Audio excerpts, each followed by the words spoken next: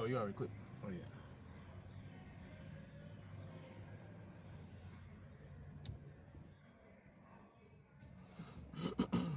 All right. All right. Shalom. Shalom. First and foremost, want to give all praises, honor, and glory to Yahweh by Hashem, Yahweh Shai by Hashem, Kakadash. Double honors to the apostles and elders of GMS that rule well. Peace, love, and salutations to all the brothers out there pushing this word of sincerity and the truth. Shalom to the brothers, sisters, and children that they're keeping this word of sincerity and the truth. Okay, today we want to go into a lesson entitled Kings in Training, which that's what we are, you know.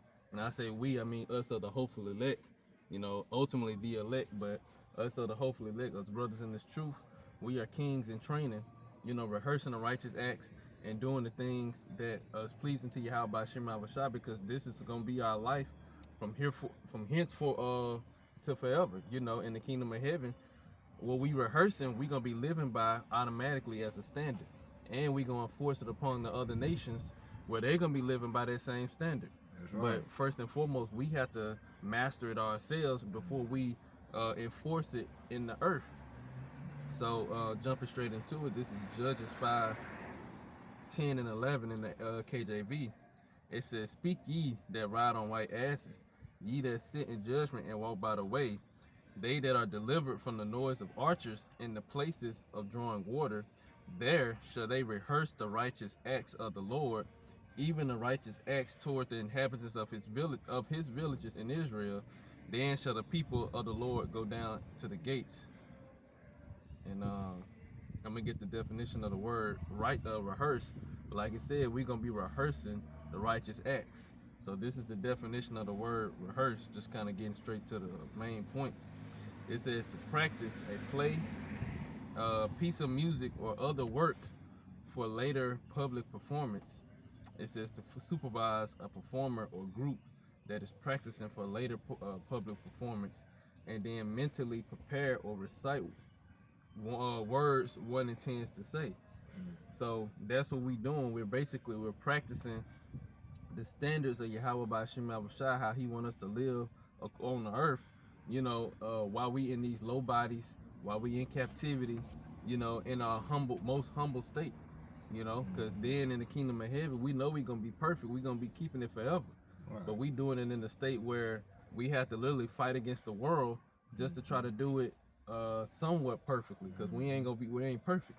Right. And everything we do, the hopeful elect of, you know, Yahweh by Shem Shai, it's a test. Everybody, all of us have to take this test. It's a test that we have to do. You know, we have to learn how to keep the laws the best in our ability. We have to be, you know, patient in, you know, in so many ways. And because we gonna be the next, you know, 144,000 helping Yahweh by Shem Shai rule the earth. And we're gonna know how to, you know, have that righteous act. And it's the spirit too, because it's a U-Haul truck in front of us, but it got 1/3 on the bottom left of it. It said 1/3 equals 1/3. 1/3 rest of the work.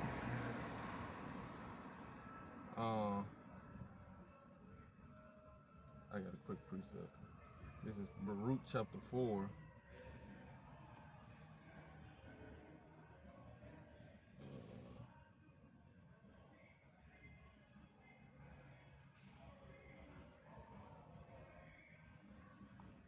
Baruch chapter 4:28. It says, I'm starting at 27. It says, "Be of good comfort, O my children, and cry unto the Most High, for you shall be remembered of him that brought these things upon you," meaning the curses, and just judgment in general. "For as it was your mind to go astray from the Most High, so being returned, seek him 10 times more."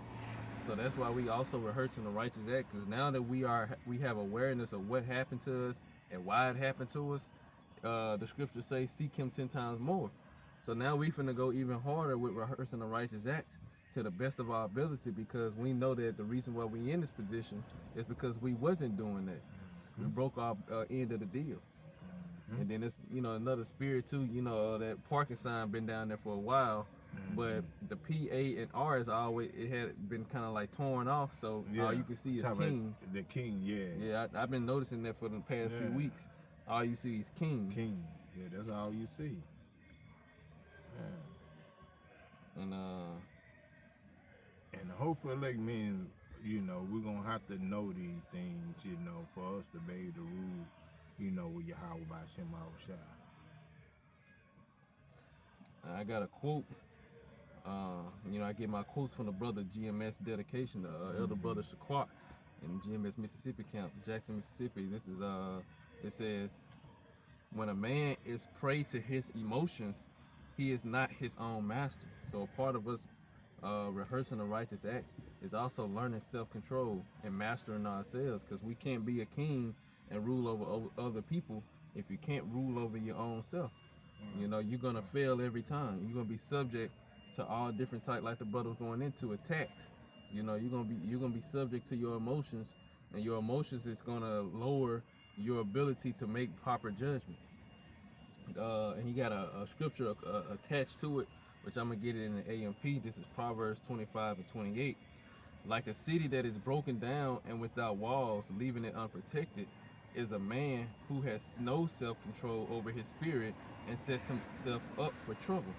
So if the Lord was to put us in a position of being kings over the earth right now, without us going through the necessary training of learning how to control ourselves, having control our emotions, we'll be in trouble every time. Our kingdom will fail. That's what's happening with Esau. He don't know how to control his emotions, so he see that Jake is still surviving and Jake is still superior to him despite all his attacks. He ready to up the ante, and everything on the earth is suffering just because of his hatred for us. All right. All the way to the point to where he see his kingdom is about to fall because he doesn't know how to govern the kingdom or manage the earth.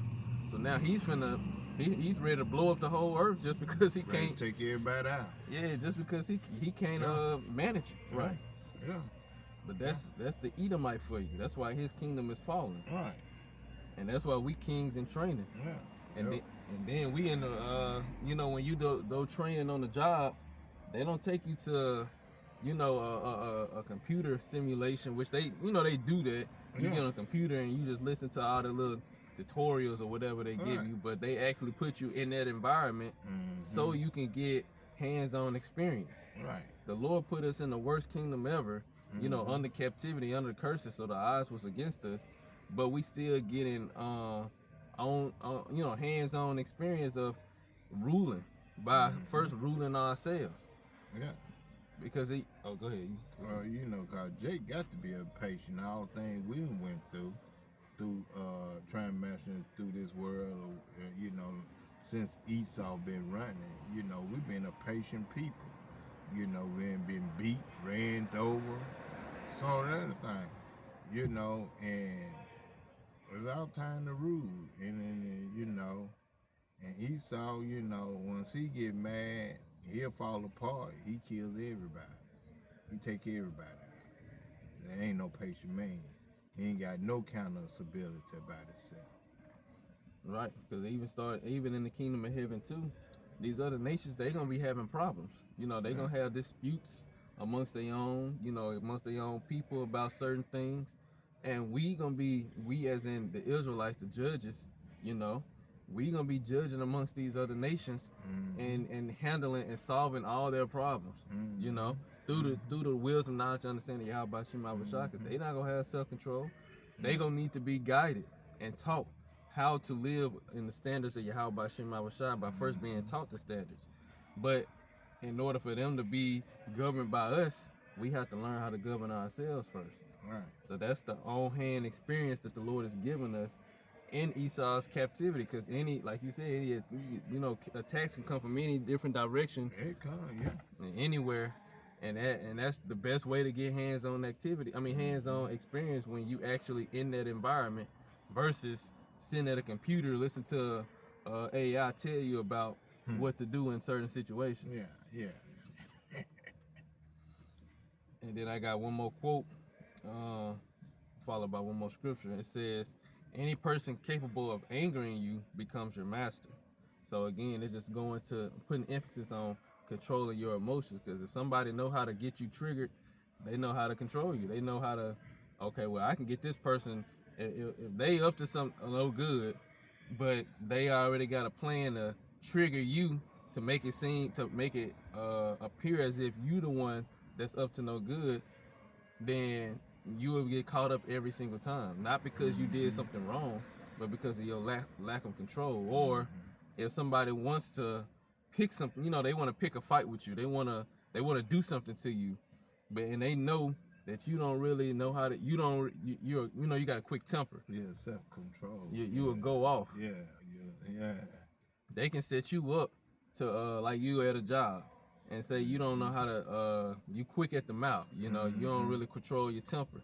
If somebody want to get rid of you, like a manager or a supervisor, they know what buttons to push to get you up out of there. That's you right. know and they know what to say to you and how to say it that's gonna get you triggered.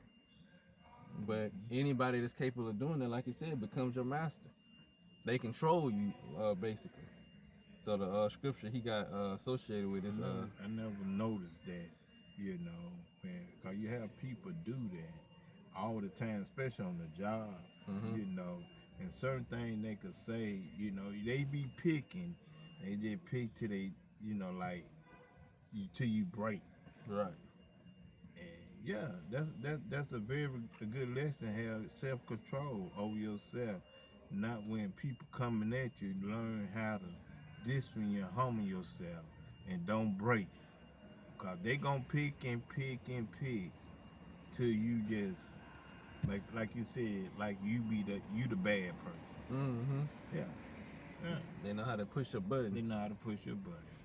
Now this is the scripture associated with it, Ecclesiastes chapter 7 and 9 in the NLT.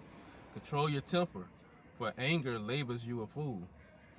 And we see that a lot. We see it amongst Jake, our men. We see it amongst Eve, our women. We see it amongst these other nations, primarily Edomites. They don't know how to control. A lot of them don't know how to control their temper. Right. And they'll go off, and they'll just be going off on everybody. But they'll make themselves look foolish. Right. It'll be to the point where you just sit there and laugh at them, no matter who it is. Because you know that they're gonna go off. You know they can't control it. Not because they don't have the capability, but they haven't mastered that, Right. But we kings in training, so we used to be like that in some way, shape, form, or fashion. Yeah. Unable to control our emotions, because your emotions has a very, very strong influence on your behavior, your mentality, your mindset, and how you portray yourself to others. It can control opportunities in the future. It can damage relationships. Like your emotions is very, very powerful, in your day-to-day life. So not being able to control it, that's a negative trait. That's not what Yahweh Shah really looking for, to be alongside him in the kingdom of heaven. Right.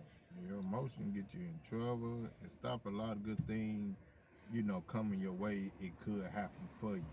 Right. You got anything you want to add? Nah. On that note, we're going to close out. First and foremost, we want to give all praises, honor, and glory to Yahweh, by Hashem, Yahweh Shai, by Hashem, Kakadash. Double honors to the apostles and elders, and GMS that rule well. Peace, love, and salutation to all the brothers out there pushing this word of sincerity and the truth. Shalom to the brothers and children out there keeping this word of sincerity and the truth. Until next time, shalom. Shalom.